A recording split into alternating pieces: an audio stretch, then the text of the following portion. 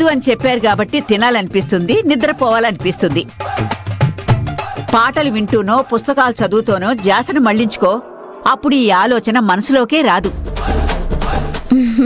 పైనున్న వాళ్ళు ఎన్ని సలహాలైనా చెప్తారు, అనుభవించే వాళ్ళకే తెలుస్తుంది నొప్పి. నానమ్మా, శివలింగం రెడీ. చూసావా వర్ష ఎంత అద్భుతంగా తయారు చేసిందో.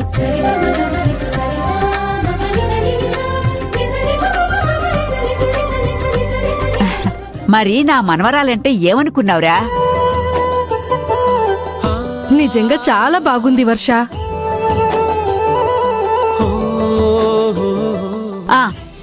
మీ ముగ్గురు నిమ్మరసం గాని జ్యూసు గాని తాగుతారా? లేదంటే పాలు? నాకైతే ఏం వద్దు నానమ్మా. నేను కటిక ఉపవాసం. రేపొద్దున శివయ్యకి పూజ చేసేదాకా పచ్చి మంచినీళ్ళు కూడా ముట్టను. రాజీవ్, ఘన పదార్థాలు తినకూడదు అన్నారు గాని జ్యూస్లవి తాగొచ్చునన్నా. వాటర్ కూడా తాగకుండా మరీ ఖాళీ కడుపుతో ఉంటే ప్రాబ్లం అవుతుంది నాన్నా. నాకేం వద్దమ్మా. శివయ్యని నేనొక గట్టి కోరిక కోరాను. ఆ శివయ్య నా కోరికని నెరవేర్చాలి, లేదా నా ప్రాణాలు తీసుకెళ్ళిపోవాలంతే.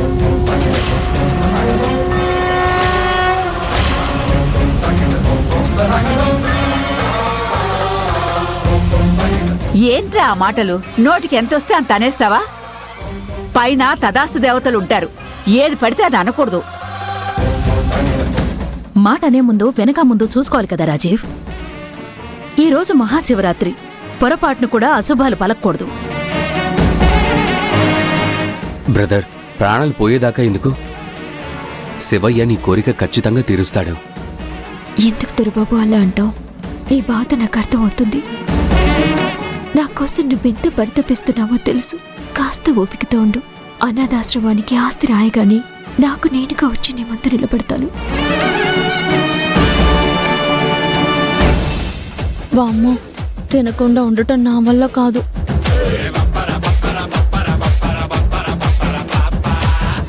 పంతులు గారు వచ్చే టైం అయింది. పూజకన్నీ సిద్ధం చేయాలి. పదండి. అలాగే నానమ్మా. పద.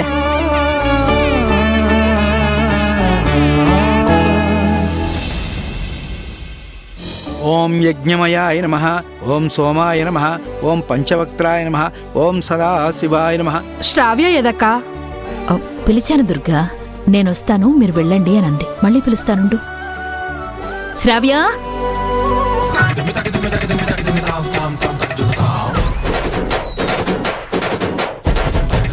శ్రావ్య, శ్రావ్య, వస్తున్నాను అత్తయ్య.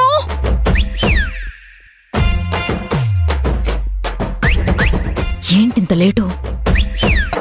హడావిడిగా తినడం ఎంత కష్టమో తెలుసా అత్తయ్య నీకు? ఏమన్నావు? అదే అత్తయ్య, ఉదయం నుంచి ఏమీ తినక నీరసంగా ఉంది. దానివల్ల రెడీ అయి రావడం కొంచెం కష్టంగా ఉంది అంటున్నాను. నాన్న రాజీవ్, నువ్వు శివదీక్ష తీసుకున్నావు కదా, ముందు నువ్వెళ్ళి కూర్చో. నీతో పాటు ఉపవాసం ఉన్న వీళ్ళ ముగ్గురు కూర్చుంటారు. అయ్యా, మీరు నలుగురు ఉదయం నుంచి కటిక ఉపవాసం చేస్తున్నట్టేగా? అవును పంతులు గారు. మా బ్రదర్ అయితే వాటర్ కూడా తాగలేదు పంతులు గారు. ఎందుకు పంతులు గారు అలా అడిగారు? ఉపవాసం ఉంటున్నావని దండం పెట్టుకున్నాక ఏదైనా తింటే దోషము అపచారమును, కోరిక నెరవేరకపోగా కష్టాలు కూడా కలుగుతాయి.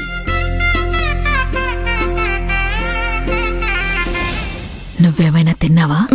ఆహా, లేదత్తయ్య, లేదు.